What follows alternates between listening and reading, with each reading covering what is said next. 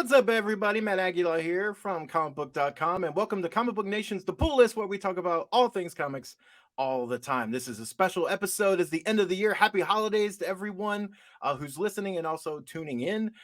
We are going to be talking about our best comics of the year, so it makes all the sense in the world for me to have my regular brother from another, Kofi Outlaw, and welcoming for the first time to the show, Chase Magnet, who runs all of our comic reviews, all those reviews you see every single week. He is the maestro that brings that all together. So, big round of applause. Welcome to the show.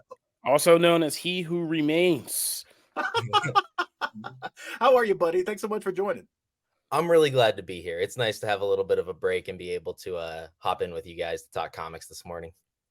Absolutely. And it is one of those things that is, I forget just how many comics we cover here until I go back through and I try not to be a complete, person like recency bias. Like I jump back to January and go, okay, what came out? And I'm just continually astounded like how great a year it's been in comics and so many books that I love that I completely forgot about in February and March and so it's been a great year. We're gonna go through. So for everyone tuning in, we're gonna be going through our top three.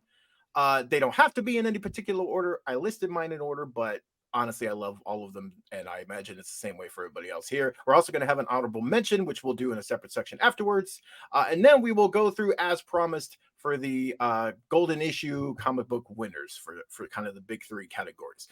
So, Chase, as our wonderful guest, you are up first. So, what were your kind of top three books of this year? I want to start with a book that I want to encourage everyone to pick up. 20th Century Men was it ended at the start of this year. It was a 6-issue miniseries from Image, written by Dennis Camp and illustrated by Stepan Morian. And it's this reimagining of late 20th century history. People are probably going to think of like Watchmen when they think about it, because you've got both the Soviet Union and the United States with these superpowered individuals. But it centers on the nation of Afghanistan, and it's about these two nations vying over a very real people. And Morian's artwork throughout it, whether he's portraying the narrative based in the United States, based in Afghanistan, based in the Soviet Union, shifts dramatically. And it's the way that it utilizes the superhero genre to emphasize both what comics are capable of as art, but also to get us to consider perspectives we never may have seen before. And it ends on a note that I haven't been able to get out of my head since I read it on a plane at the start of this year. I think about it still regularly today. And it's just a truly tremendous book. It's the sort of thing I hope to get the opportunity to teach someday. So 20th Century Men, I think, is going to be one of my books of the decade. And it's definitely a book of the year. Amazing. Yeah. My other two, both Boom Studios publications. I was a tremendous fan of Damn Them All. Simon Spurrier is a writer that I will pick up anything he reads. Throughout the X books, he's been doing kind of a Nightcrawler saga. He just brought back a fantasy book of his called Coda, but Damn Them All was his riff coming out of Hellblazer. He did this really acclaimed 12-issue Hellblazer run at DC, and they're going to be bringing him back to do a new one start of 2024. But he went to Boom and did Damn Them All, which is about essentially John Constantine's niece, young lady with a hammer who's surrounded by demons in a world in which demons can be controlled by coins. And it gets into issues of power and the way that different systems and different people justify their use of power. And it's this really compelling character study combined with a big issue lens. And on top of all that, it's Charlie Adler drawing horror, the guy who defined The Walking Dead, drawing just these horrifying, like angelic style, multiple eyes falling out into dimensions beyond human imagination type thing. You get the grimy horror that he does so well, but he's doing things I've never seen him do. And Charlie Adler's a master. So you're making sales over here. All right. Let's round it it. off. And then finally, we've got something new that isn't quite done yet, but it's a 5-issue miniseries. Some of our readers may remember the mini Deaths of Layla Starr. We gave a lot of positive coverage to that a few years ago. Writer Ram V and artist Felipe Andrade returned to do Rare Flavors. It's a story set in India about a young man making a documentary with someone he doesn't know to be essentially a demonic presence. I believe it's technically a Rakshasa. And so they're going around and they're doing like this Anthony Bourdain style, like loving imagination of where does this food come from, what's its history, what's its roots and culture, and then the Rakshasas eating people. And so it's this blend of fantasy and what food means to us culturally, how food comes to be recognized as like a form of love. And so it's this wonderful blending of genre and something that we all share, the experience of food. And it's something I'm really enjoying. There's a couple issues left, and something that makes me look forward to more comics in 2024. Oh my god. Okay, so like Damn Them All, I completely I just like that kind of slipped by my radar. So I gotta say, like now that is I must dive in. You have sold me completely. Yeah, I mean, I'm on all three of this. I really now curious about 20th Century Man. I haven't checked that out, so I kind of want to check that out. Real bad. I guess I'll. Is it me up next? I think we're Yeah, going. you're Is that up how we're next, going? buddy. All right, so I'm the opposite of Matt. Let me just start by saying I'm the opposite of Matt.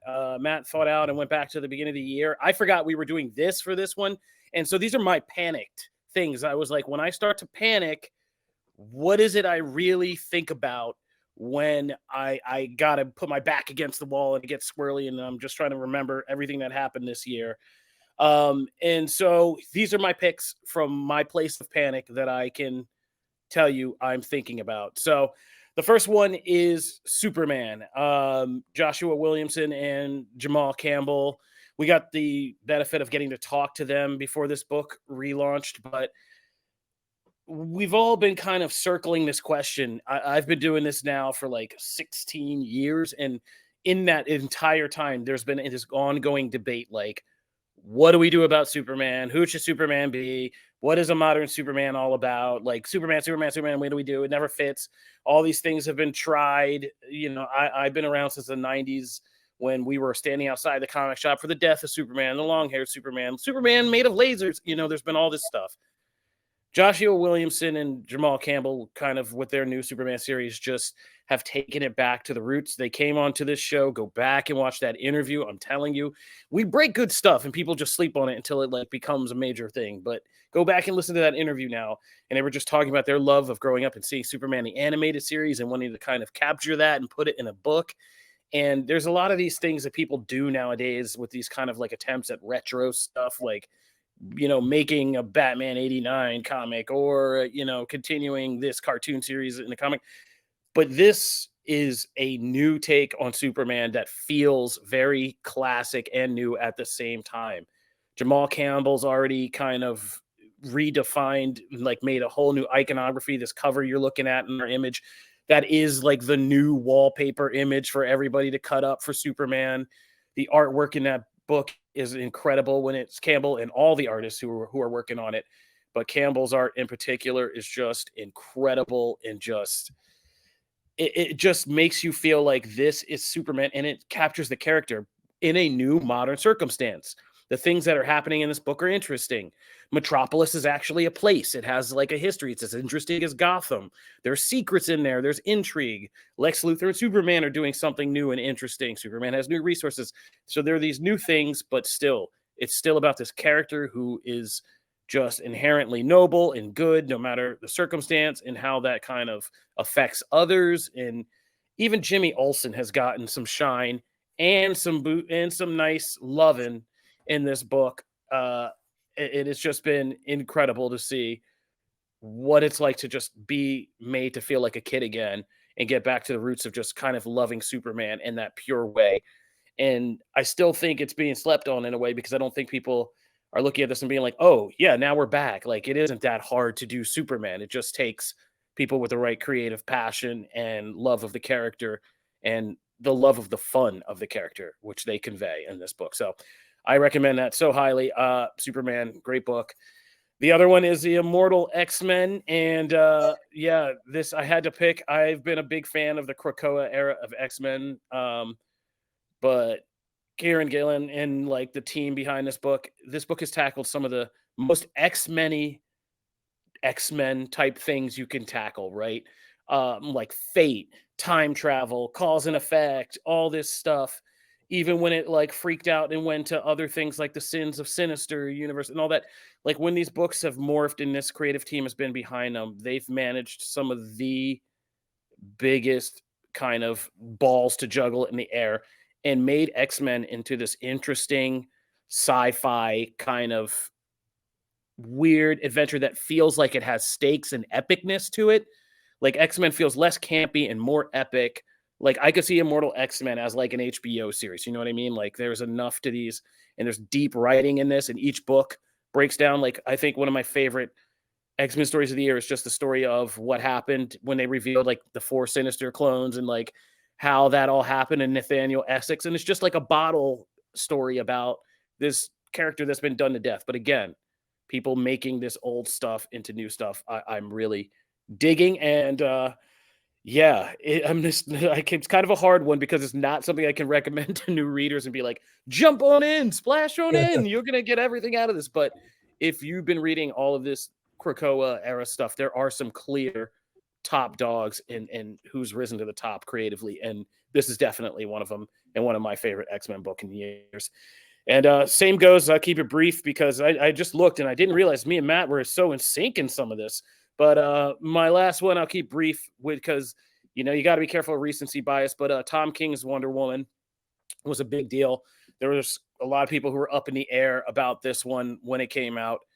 And that first issue was very divisive for a lot of people because of the kind of risky choice angle into it that we made.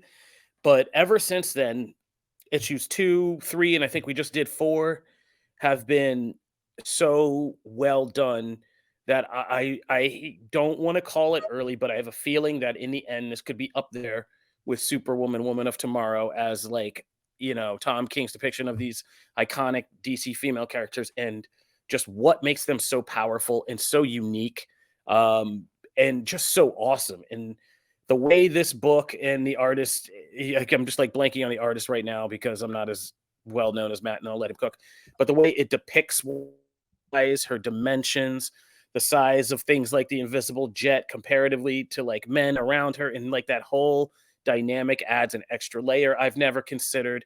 And just the storytelling in this feels, again, epic stakes, like somebody who really loves and understands this character and is making it old and new at the same time. Oh yeah, that's why I never say the artist's name. Thank you, Chase. Daniel, Sam, Matt, jump in and save me. Like, oh, Saint Pierre. Saint Pierre. There we go. That's how I say it.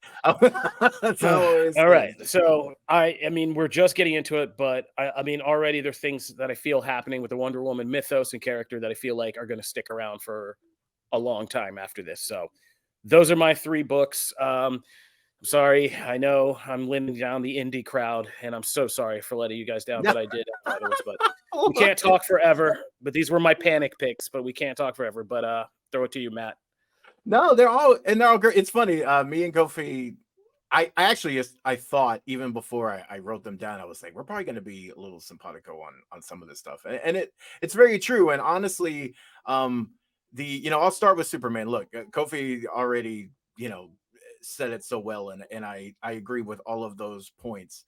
I just think this is there was so much talk over the last decade of if Superman was, for society, it passed him by, and what makes a good Superman story, and the outdatedness of things, and all that debate was constant, and for so long, and it just goes to show, like, he's like any other hero. Like, you can tell a great story with Superman, and you can build out a supporting cast, and you can find new, intrigue to build off of in his city so well, and it just takes some creative ideas, some outside of the box thinking, also some adherence to just certain elements that are just classic and intrinsic to the character. And I think Superman just does all of that extremely well. There's so many interesting threads that there's still stuff that they're pulling in from the annual that we still haven't even really had a chance to get to yet. And Moonlight, all that, Marilyn is just like, that whole character is just,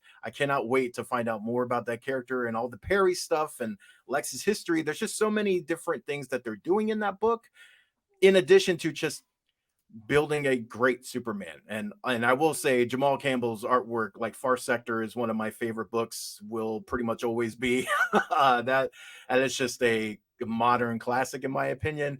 And Campbell's artwork, if you love what you're seeing in Superman, you're gonna absolutely love that book as well. But like, he can do no wrong for me. Like that's just there's just something about that artwork that is just brilliant, and it perfectly pairs with the kind of animated series feel to the book. It's a perfect pairing, in my opinion, of writer and artist. So Superman for the win there. I have loved that book. That book is actually one of the rare things that launched earlier this year. So like the entire run has taken place in 2023. And for the other one, I had to go back a little bit because it's Captain Marvel ended its run in 2023, and I was like, okay, was it like the last issue? Like I couldn't honestly remember, and I was like, no, it was the last 5. So I was like, okay, that qualifies to me. I'm gonna put that in here. It's a 50 issue run, but those last 5 issues were actually some of the best issues in the run. So that's kind of what vaulted it over some other picks that were more recent. And Kelly Thompson, as we'll get to, Kelly Thompson has had a great year. She ended one run, started up another run, has indie books, but she did something really special with Captain Marvel over the course of 50 issues. She explored her as a character. She built that supporting cast to be one of the best in comics. All of those things are, she brought a story with Rogue that has been so such a vital part of her story from so long ago. She brought that full circle in a really interesting way. So there was so much done there. It's going to be hard to follow. We have another Captain Marvel run that I'm enjoying, but again, the bar is set really high for me because of what Thompson did. And also Carmen Carnero and all the artists that were involved with that book are great. Oh, sorry, sweetie. My munchkin is also very excited about comics. So I just adored what she did, and I'm sad to see it go. It was very bittersweet for me to say goodbye, but it's awesome. And so that ended with its big issue 50 this year, and then starting out, I had to go back because I was like, okay, Wonder Woman by Tom King has been fantastic, but I was like, we're only 4 issues in. Is it going to be, is that enough to vault it over some other books? And it is. Lo and behold, spoiler alert, it very much is. I have enjoyed my high bar for Wonder Woman is Greg Rucka. I adore that run.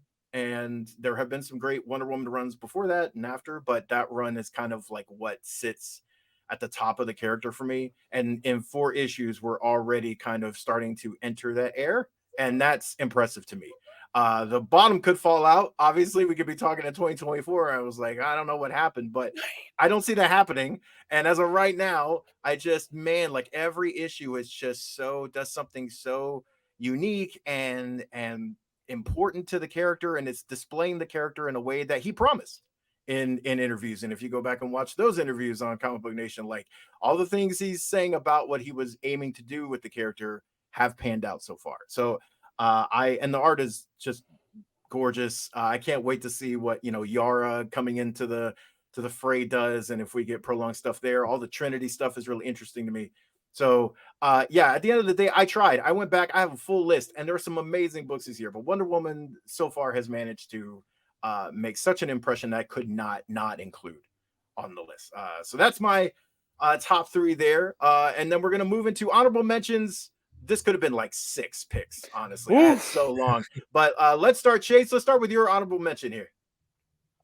I wanted to make sure that I gave some love to Capes Comics. And so I thought, what was the most fun I had reading a superhero comic this year? That was Peacemaker Tries Hard.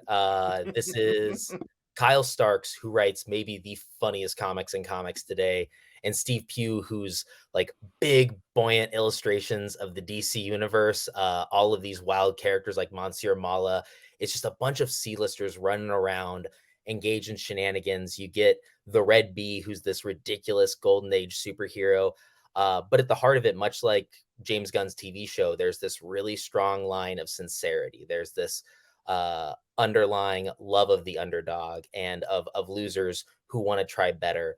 And so I remember just reading and laughing my butt off for 6 issues and getting to the end of Peacemaker Tries Hard and thinking like, oh man, like it's still there. I've been reading these books for more than 20 years and like I'm still not a cynic. So that was nice to be reminded of. This was I really enjoyed this.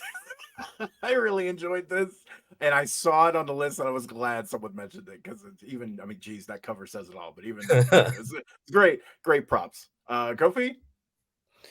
I don't know if we have recency bias so much as we might have interview bias. It seems like we pick a lot of things with the people we interview. I don't know what that's about. That's but really true. yeah, right. But one book that I'm the complete opposite of Chase on this one. Like, this book stuck with me in a messed up way. Like, I haven't been able to get it out of my head. Which is Batman One Bad Day Clayface. First of all, shout out the whole One Bad Day line pretty much across the board was a successful experiment to me. They were great one-shot, like high prestige stories about classic Batman villains. But the Clayface one really just took the cake. And it was about Boris and the classic Clayface. But it was also about kind of like the Matt Dugan, kind of like the fame of it all, like what this book did. First of all, it's a great horror story.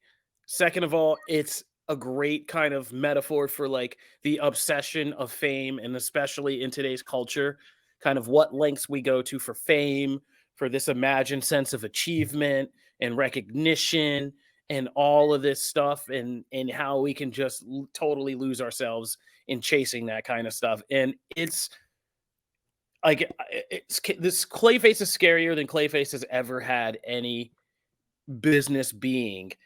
And it's not because of his big clay powers. It's because of the mania you get through this book about in this character's internals, and just perfectly plotted out noir horror tale. Like, from the opening panels in front of a mirror, like Colin Kelly and Jackson Lansing just write like a really freaky, like, I would love to see those guys make like a serial killer movie. Like, they would be really good at it. And Harmonico, did I say that right, Matt? Yeah, that sounds it. Yeah, the artwork in this is just spectacular. And like I said, there's so many references to movies and popular culture stuff in there, kind of Easter eggs buried in here that are hilarious, down to just the turns of the plot and like what the story begins to be about. And a last image that will haunt me probably forever. So, oh yeah, that's right. I forgot about that. And so, yeah, One Bad Day was a great run, but Clayface was just like something I picked up because I did it for work, and I was like, all right, yeah, Clayface book, let me jump into this. And by the end, I was just like, no, who am I? Like, and it was great. So, yeah, had you questioning everything about yourself. Had me questioning everything. Yeah. No, am I really made of clay? I will say the all of the One Bad Days, I actually went back and I almost put Bane in here because I loved the Bane book so much. The Roz book was really good. Like, there have been Riddler. some really, I missed Catwoman actually. And I missed that one too. Yeah, now I want to go back and read that one. But there was some really good. I almost put the Bane one in here just because wrestling and me and comics. I mean, what are you gonna do? But for me, the pick here had to go to Something Is Killing the Children. It honestly almost made I can't believe the top 3, and I knew it. I knew you were gonna bring it up. And I have the books here to send. They're right here. They're right outside here. Nice. I meant to actually make it a Christmas thing, and then I, of course, spaced. But here's the thing. I don't mean this in a taunting way, because you've been reading right along. However, they're really in this image in particular, like the Cutter arc of giving Erica a nemesis that really pushed her and leaves the character in a really weird space moving forward. And I'm very curious as to what they do next. Just the series just continues to do amazing things, and I cannot wait as the further we get along and we introduce more of these characters and also focus on some of the different houses. I just like that series, that TV series cannot get here fast enough. Like, I need to see this in live action. It's going to be amazing. And so that's my pick here. Obviously, I made a mention of it before, but we, for Golden Issues, we touched on it, we teased on it a little bit last time, but we actually have the winners here. So for Best Writer, we have Kelly Thompson, as mentioned before. Now, it is for Birds of Prey, which me and Kofi have sung That's the my praises next of. honorable mention. Yep. Yeah. Chase, have you had a chance to check out Birds or no? I absolutely adore Birds of Prey. This would have So good. been again like right on limiting it to a list of 4 is real tough. But I expect this is the sort of series that I'm hoping to be talking about at the end of next year when we've got like 16 issues under our belts and we're like, Agreed. this is the best Birds of Prey has ever been. It's superb. The moment I got issue 1, I keep short boxes at the back of my classroom, and there were a few young ladies where I was like, you should read this. Like I was like, read more comics. You're gonna love this. And like it's hit real hard. Yeah. Batgirl and Barda for like Yeah, duo alone. of the Just year. alone. Yeah, alone. Those scenes of little bat scenes are just amazing. Like it's just stuff you never knew you wanted to see with these girls. Like amazing series. Yeah, it's fantastic. And I look, I mean, we had the chance to talk to Kelly, and I told her like I don't have very many runs anymore in like my long boxes because I ended up like selling a lot just because I got tired of lugging long boxes from place to place. But I keep my Gail Simone Birds of Prey run. Like there's a couple of runs that I keep, and like I adore Gail's Birds of Prey. Kelly's already like on the way to, that's like another must have run. Like there's been so much done in just those first few issues, and it's just such an interesting team too. And yeah, I can't praise that pick enough. So best writer Kelly Thompson, best artist, hey, I think we're on something. Jamal Campbell. I just want to say, Birds is going to be one of the best I think this first arc will be one of the best kind of trades of the next year. Like, collected, easily. Yes. Yeah. Absolutely. Oh yeah. And as we talked about, Campbell has been doing magnificent work. Even though recently in the last like couple of issues, he's been on covers mostly. But I cannot wait for kind of a return to full interiors because just man, like that cover alone. I said it at the time, and I think I even told him, I was like, your cover, your artwork for like issue 1 and 2 have become like the standard go-to images for comicbook.com. If you search Superman, you're going to find a lot of Jamal Campbell in those headers. And that's because how can you not use that? That's gorgeous. And then best ongoing series, again, tying in to an issue we've already mentioned, Immortal X-Men won best ongoing. So, congratulations. Really? Yeah, that won best ongoing comic. So we're right on the money. See, we think we're on the outskirts, but we're not. We just speak what the people think. You know what I mean? It's good times. We've got a full list of other categories as well. Amazing. This was an amazing year for comics across the board. So definitely check those out on comicbook.com. You can check out the full list of winners. There are also a ton of reviews. I know because Chase waits on mine every single week, and I apologize for always pulling mine in right at the wire. But we've got a ton of books out that you can check out our full review roundup for this week's newest books on comicbook.com as well.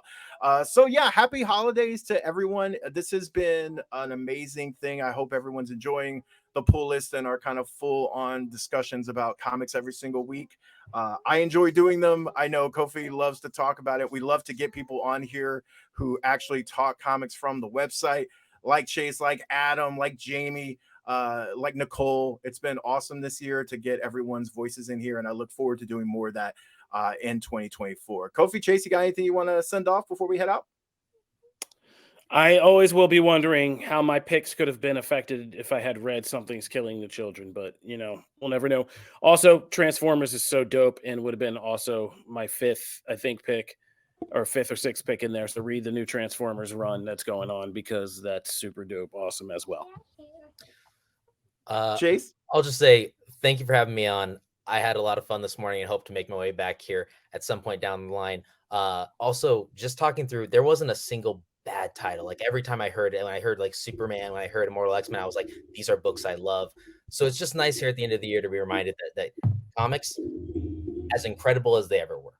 So that's a good reminder to have to take into 2024. Thanks for having me on. I have so many to go read right now, so let's get on out of here. All right. Catch you guys later. Have a wonderful New Year's, and we'll see you next week. Peace.